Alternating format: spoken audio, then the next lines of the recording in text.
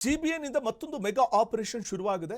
ರಸ್ತೆ ಬದಿಯ ಅನಾಥ ವಾಹನಗಳಿಗೆ ಇನ್ಮುಂದೆ ಸಿಗಲಿದೆ ಮುಕ್ತಿ. ಇಂದಿನಿಂದ ಜಿಬಿಎ ಪೊಲೀಸರ ಜಂಟಿ ಆಪರೇಷನ್ ನಡೆಯಲಿದ್ದು ವಾಹನಗಳಿಗೆ ವೀಲ್ ಕ್ಲಾಂಪ್ ಹಾಕಲಿದ್ದಾರೆ ಜಿಬಿಎ ಅಧಿಕಾರಿಗಳು.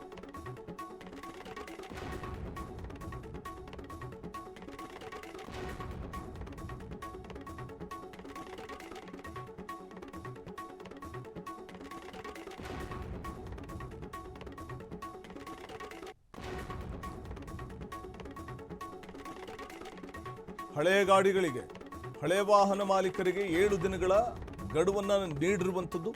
ವಾಹನಗಳ ಮೇಲೆ ನೋಟಿಸ್ ಅನ್ನ ಅಂಟಿಸಲಾಗುತ್ತೆ. ಬಳಿಕ ಟೋಯಿಂಗ್ ಶಿಫ್ಟ್ ಮಾಡದೇ ಇದ್ರೆ ಮಾಲೀಕರಿಗೆ ಶಾಕ್ ಕಾದಿರುವುದಂತೂ ನಿಜ. ನೋಟಿಸ್ ಅಂಟಿಸಿದ 7 ದಿನಗಳ ಒಳಗಾಗಿ ತೆರವು ಮಾಡಬೇಕಾಗುತ್ತೆ. ಜಿಬಿಎನಿಂದ ಈ ಒಂದು ಮೆಗಾ ಆಪರೇಷನ್ ಶುರುವಾಗಿದ್ದು ರಸ್ತೆ ಬದಿ ನಿಂತಲೇ ನಿಂತಿರುವಂತಹ ವಾಹನಗಳ ತೆರವಿಗೆ ಸಜ್ಜಾಗ್ತಾ ಇದ್ದು ಹಳೆ ಗಾಡಿಗಳ ಟೋಯಿಂಗ್ಗೆ ಜಿಬಿಎ ಸಜ್ಜಾಗ್ತಿದೆ.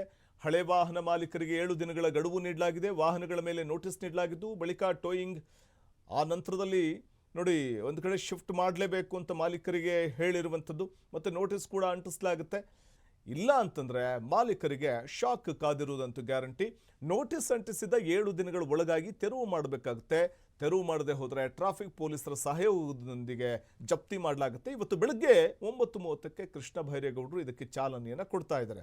ಇಷ್ಟು ದಿನಗಳ ಕಾಲ ಫುಟ್ಪಾತ್ ಒತ್ತುವರಿ ಮಾಡಿಕೊಂಡಿದ್ದಂಥ ಬೀದಿ ಬದಿ ವ್ಯಾಪಾರಿಗಳನ್ನು ತೆರವುಗೊಳಿಸುವಂಥ ಒಂದು ಪ್ರಕ್ರಿಯೆ ಈಗ ನಡೀತಾ ಇರುವಂಥ ಸಂದರ್ಭದಲ್ಲೇ ಈಗ ದೀರ್ಘಾವಧಿಯವರೆಗೂ ಕೂಡ ರಸ್ತೆಯ ಬದಿಗಳಲ್ಲಿ ವಾಹನಗಳನ್ನು ನಿಲ್ಲಿಸಿರ್ತಾರಲ್ಲ ಅವಕ್ಕೆ ಮುಕ್ತಿ ಹಾಡೋದಕ್ಕೆ ಇದೀಗ ಮುಂದಾಗ್ತಾ ಇದೆ ಜಿಬಿಎ.